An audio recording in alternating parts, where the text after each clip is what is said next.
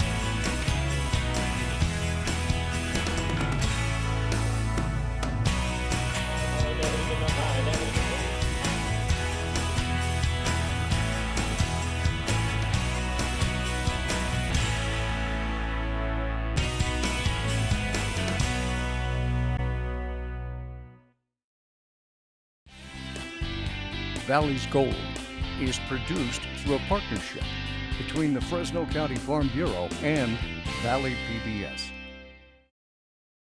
Production funding for Valley's Gold is provided by Everyone enjoys getting together to laugh, to talk, and mostly to eat. It sounds so simple, but the reality is that it takes a lot of hard work to feed us. The next time you sit down to eat, remember to thank our farmers. Garge Italian Incorporated since 1949 at 800-696-6108. The Myers Water Bank and Wildlife Project, a water resource and education program, providing an educational experience that teaches students in the Central Valley about water and wildlife. For more than 60 years, Brandt has been a major supplier of agricultural specialty products. Formerly Monterey Ag Resources, Brandt provides sustainable solutions for both conventional and organic growers. Brandt, we're proud to call the Valley home. I'm at McKean Farms near Riverdale discussing wheat. With me I have Connor, Wyatt, and Mark McKean. Thanks for joining me, guys. Nice to be here. Welcome. Well, Mark, I want to start first on the family history down here in the Riverdale area. Well, our family came here in early 1900s. My grandfather originally immigrated from Canada in about 1893, and he spent just a few years over in the Goshen area and then came over in this area in about 1901, 1902, as best as we can track. And we've been in this area since then. Got it. And when we talk wheat, wheat is one of those crops that's not really widely available in California. We think more of the Midwest, but wheat is an important crop here. California is a net importer of wheat. We utilize a lot more than we grow here. And their growing acreage here, a good part of that goes into the dairy trade, where you'll see it, ends up in the cattle feeds. But still, continuously, for a lot of years, there has been wheat harvested in California. And the types of varieties that we grow here may be a little bit different than the rest of the country? Very much so, Ryan. We grow typically, most of the varieties in this area is either a hard white wheat, a hard red wheat, or a durum wheat. And they're all kind of known as a different class too, is known as spring wheats. And what is the differences when it comes to maybe the bakery products that we would expect to see from these? Both the reds and the whites you'll find used in breads. That's a common thing that people think of wheat, but there's a lot of other uses for wheat as well. Particularly in this area with the ethnic trade that goes on, you see a lot of white wheat that ends up in the tortilla. Okay. Wyatt, let's talk about the growing of wheat. What does it consist of to make this plant to what we see behind us here, which is just about ready to be harvested here? Well, it's a lot of work and a lot of time. Start off with getting the field ready before we even plant, get rid of the rocks in the field, and then after that we go to planting. And planting, we plant 165 pounds of seed typically for every acre, and that planting happens in November to December. Okay. And then from there on, we have typically 3 irrigations depending on the weather year. This last year we didn't have as much rainwater, so we did irrigate a little bit more frequently. And after, in that watering, we do have fertilizer that goes down at the same time. It goes into the water, and then it comes and goes through the field pretty uniformly. Actually, it travels with the water very well, and then we wait and we end up with this. And we're looking at the crop behind us here. It's just about the end of June, early July, to where you guys typically, that's regular harvest time? Regular harvest time, yeah. I mean, typically we can start about the first week of June usually. Got it. And what is, when we look at, what's pest issues when you look at wheat here? Is there many pest issues here in California? You know, wheat's kind of a resilient crop for the most part. We don't have as many pest issues. We do spray for weeds. Even though you can't see weeds here in this field right now, there are weeds that happen when it's smaller. When the crop is smaller, weeds can take over. If we don't solve that problem, then we lose part of the crop. So we do typically spray a herbicide on to get rid of those weeds when they're small. Because at this point right now, we can't get rid of any weeds. And what does preparation for harvest consist of as far as getting this ready? When does it transition from the green crop that we'll see to this brown one we have behind us here? You know, that happens usually every year is different because we end up with different temperatures. And 1 week, this could progress very, very slowly in April and May. And then the next week could be 105 degrees and you check it and you drop 5 points on the moisture. So it just depends on what the weather's doing. And it will transition just with the cutting off of water. We'll Just make that cutting transition off the water. take place. That's all it does. Yep. Got it. Connor, now we see the wheat that we have around us here. How do you know it's ready to be harvested? Yeah, so once the crop's at about 12% moisture, that's the grain, about 12% moisture, we bring the machines in, and the machines will go ahead and cut the entire stalk off right at the ground.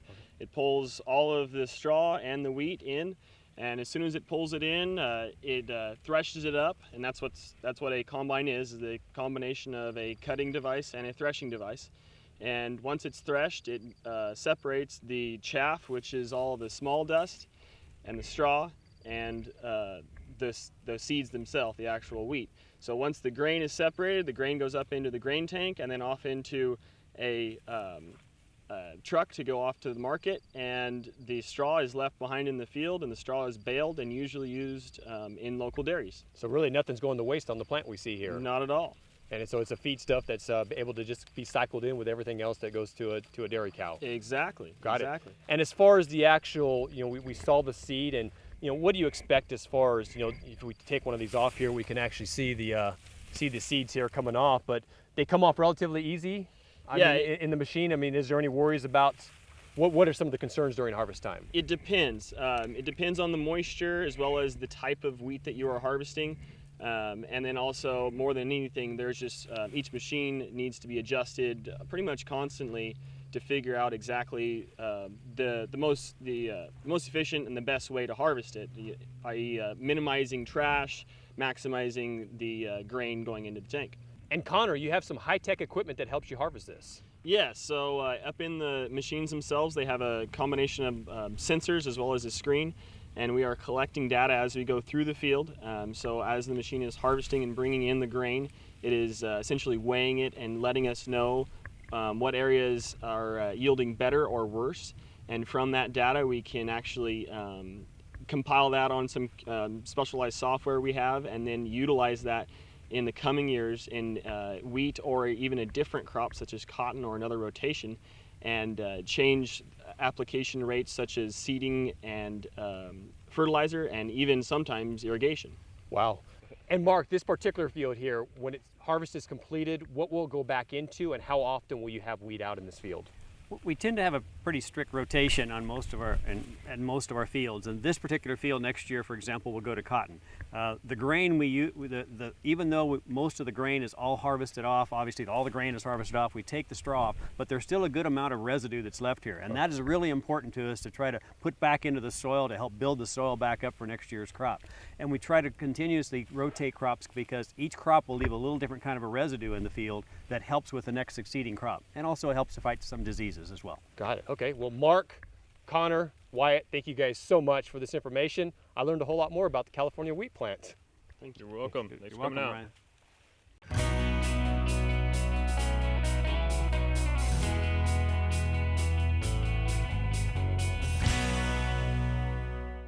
Wheat started it all for San Joaquin Valley agriculture. To share some of this very important history, I have Elizabeth Lavelle. Elizabeth, thanks for joining me. Right, you know, grain isn't something that traditionally most people in the valley know that much about. But I have to admit, some of my very favorite pop pictures were ones he took with barley and wheat and grain in the field. So let's look at these. This is a man in the barley field. I'd say in my top 10 photos, this is probably one of my favorite. It could be every man. It's really just showing the history of the valley and wheat and how dry it was and really how this all started. Look at these photos. You can see just some of the people. One of the things that Pop did so well was that he was able to take an inanimate object like a stalk of wheat and he turned it with the people in there. He made it come to life.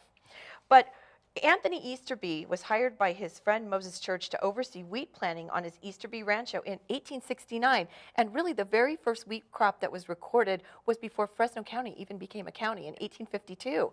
And we think of so many of the different crops today that we see in the valley. I mean, wheat really was king. It was, and of course they tried to do it with Mother Nature, and as with this year, they didn't have a lot of luck. So pretty soon they decided to build some canals. So in 1872, they decided Moses Church dug canals to bring water from the Kings River to provide irrigation for the wheat. And in 1872, it was a bumper crop of 4 million pounds of wheat.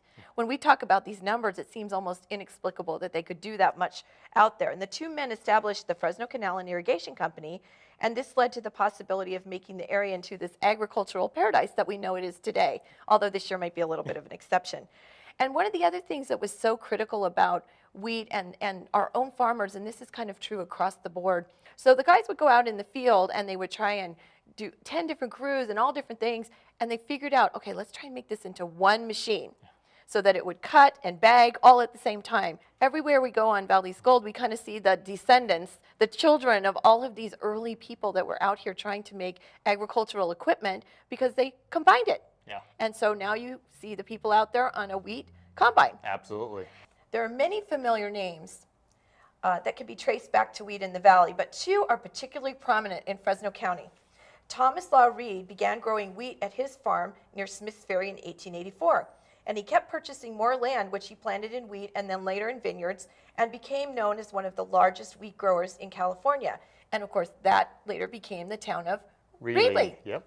And here to tell us about another town is our friend Peg Boss. We've been joined by a good friend of mine, Peg Boss, from the Clovis Museum. And Peg, you and I were fortunate to serve on the Historic Landmarks and Records Commission. Yes. We met so many years ago and trying to preserve history in our valley. And here we are in the museum. Tell us a little bit about Clovis Cole and all the things that went around that. Okay, Clovis Cole came here when he was 16 years old in 1872, and prior to his coming, the Indians called this the land of paradise because it was a sea of wild grain and oats, and they lived very comfortably off the land. So when Clovis Cole came, he and his dad settled on Shaw Avenue, the Red Banks area, and his dad wanted him to become a teamster because there were many people coming to Clovis, needed housing, but he saw the rich, fertile land.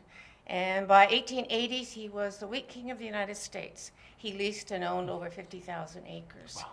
And it was mostly dry farming, and he hired a lot of people. He was very fair in his fees that he paid, and he was very much a civic leader.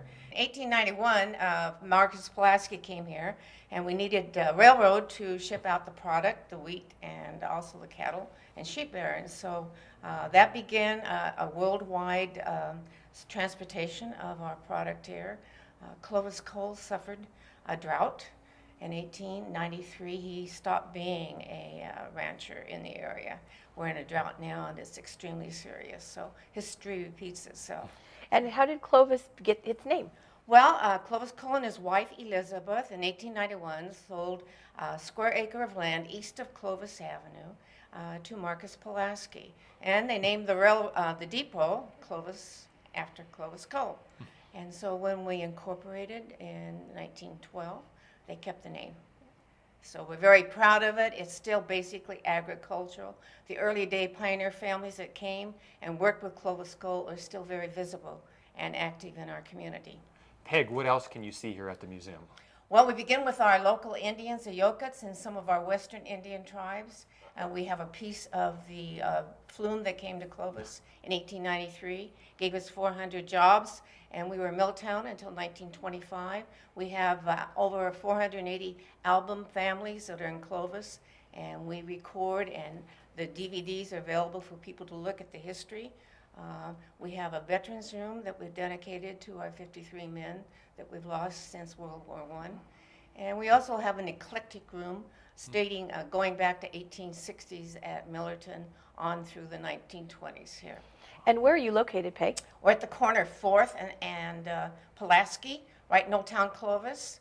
And we're open during the farmers market from 6 to 8 o'clock, and Tuesday through Saturday, 10 till 2, and by special appointment. No fees. We're all docents. I'm president and janitor. I heard that somewhere, yes. Yeah. Well, great, fantastic, Peg. This has been just a real treat to get to check out the museum. I'd never been in here before, so it was a fantastic opportunity. And Elizabeth, thank you for sharing some of your Thanks, wisdom with the history here of the valley. And I'm headed out to see another important crop to the valley, potatoes. Great.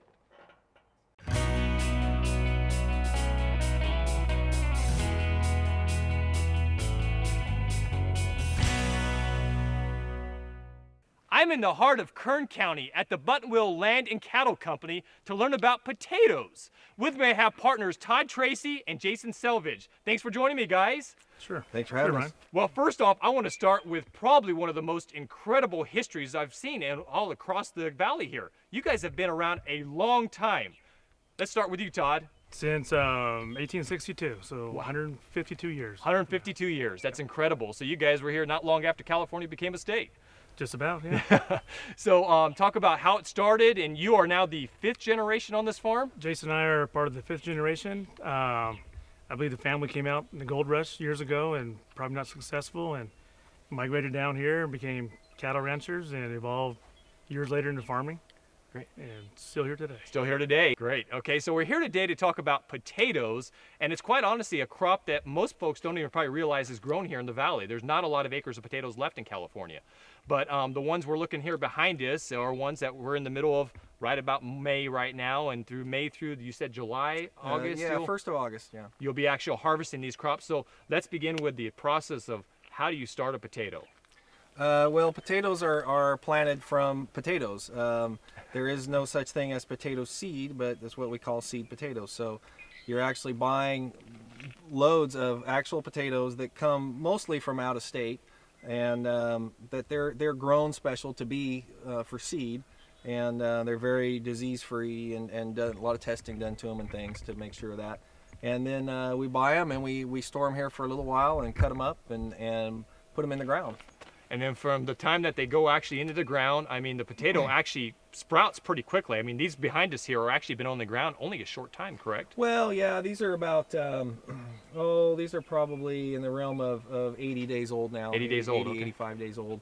And yeah, it takes them a little while to get up out of the ground. It can be as much as 4 weeks for some of them, but once they're out of the ground, they go pretty quick. Good. And then from that point forward, as they start growing, the potato just develops underground. Right. In this stage here we're seeing right behind us, these are still very early and a long ways from finished. They're probably about an average golf ball size, maybe slightly bigger than that, but not much. And when we end up, they'll be fairly large. Wow. Okay. And just, I mean, I know that it's different depending on the varieties and everything else, but how many potatoes do you expect per plant? Anywhere from about 8 to as many as 14, 15. Wow. Okay. And that's a variety difference too. I mean, it's generally each variety has a kind of a certain range that it stays in. And it was very impressive. I was fortunate to come on a harvest day and actually getting to see them to be harvested. Talk about that process from the point where the tractor is going through the field and actually laying them into the furrow, and then the next vehicle is coming through and picking them up. Yeah, with a processing potato at this time of year, we're doing what they call green digging them, which is still, the vines are still alive, whereas as the market potatoes you see, they kill the vines before they harvest. But okay. So there's a machine called the windrower that goes through that you guys have some footage of, and it picks up 4 rows, and all it does is separate them from the dirt and the vines and lay them back over into 2 other rows. And then when the main harvester, or the bulker as it's sometimes called, comes through, it picks up all those 4 plus it's digging 2 more out of the ground. So it's essentially picking up 6 rows all the time.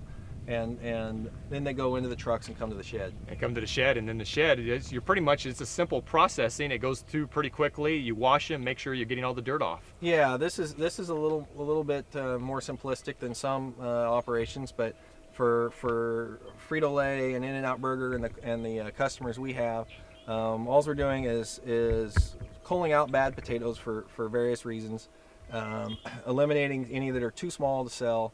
And then we're separating them according to size into just really 2 categories. The very largest are getting separated and going one way, and those are being sold, bagged, and sold to primarily to In-N-Out Burger. And then the rest of a majority are going back into trailers in bulk and going to Frito-Lay. And when it goes to Frito-Lay, I mean, just talk about the simple potato chip. What happens from that point forward as far as it's sliced and dipped into oil and pretty much you have pretty close to a chip?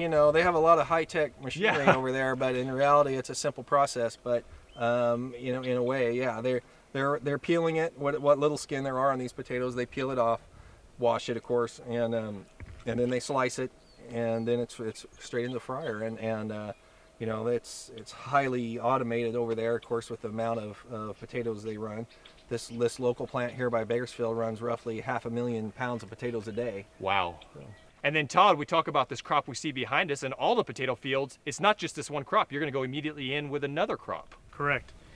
Right after this comes out in July and August, it'll go right back into carrots, which is typically harvested November, December, January. Well, good. Well, thank you guys so much. Potatoes are something I had no clue about, never seen in my life, and it was quite an experience here today. Oh, you're welcome. Well, thank you. Thanks for coming.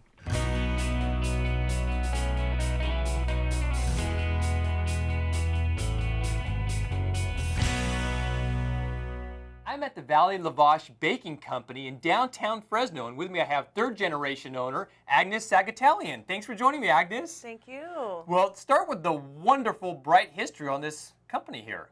Well, the bakery was built by my grandfather in 1922, and we're actually standing in the building that he built.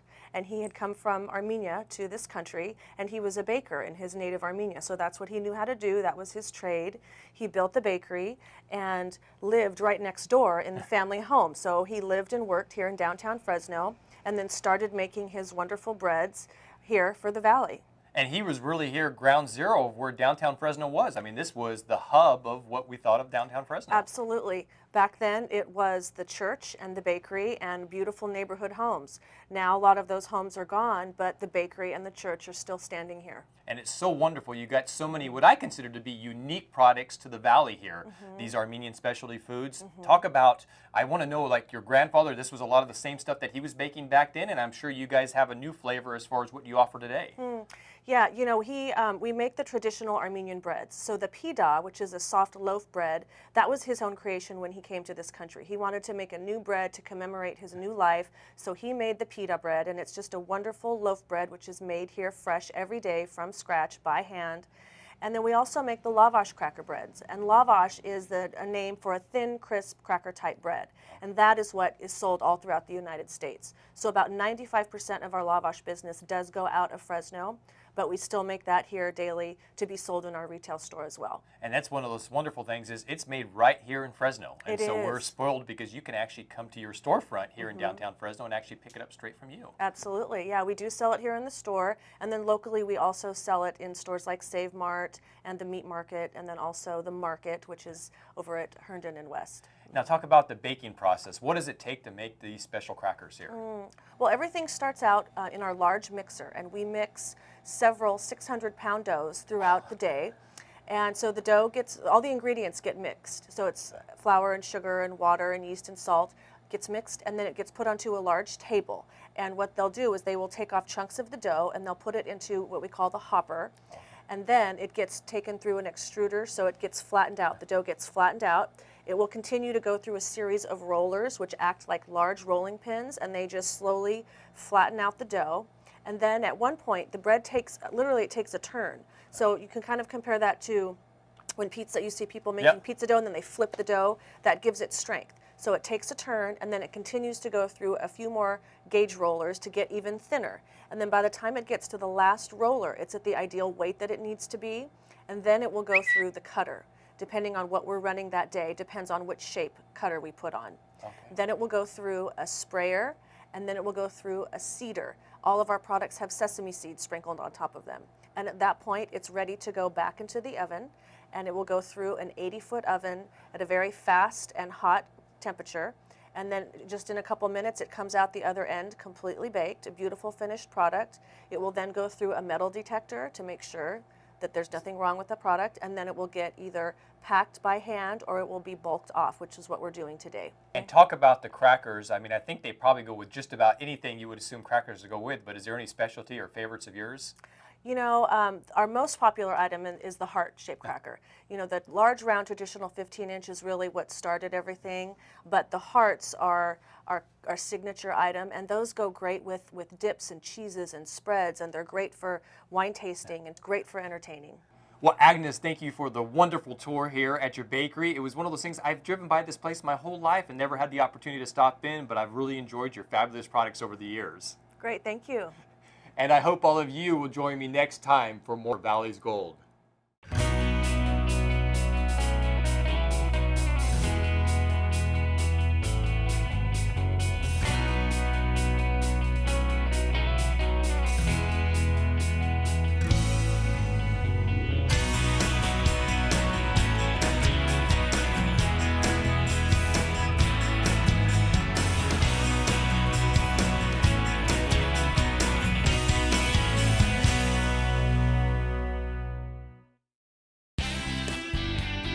Valley's Gold is produced through a partnership between the Fresno County Farm Bureau and Valley PBS.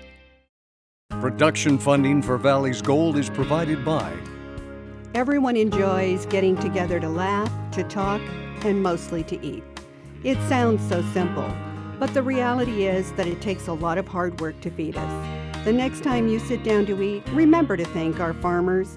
Garge Italian Incorporated since 1949 at 800-696-6108. The Myers Water Bank and Wildlife Project, a water resource and education program, providing an educational experience that teaches students in the Central Valley about water and wildlife. For more than 60 years, Brandt has been a major supplier of agricultural specialty products. Formerly Monterey Ag Resources, Brandt provides sustainable solutions for both conventional and organic growers. Brandt, we're proud to call the Valley home.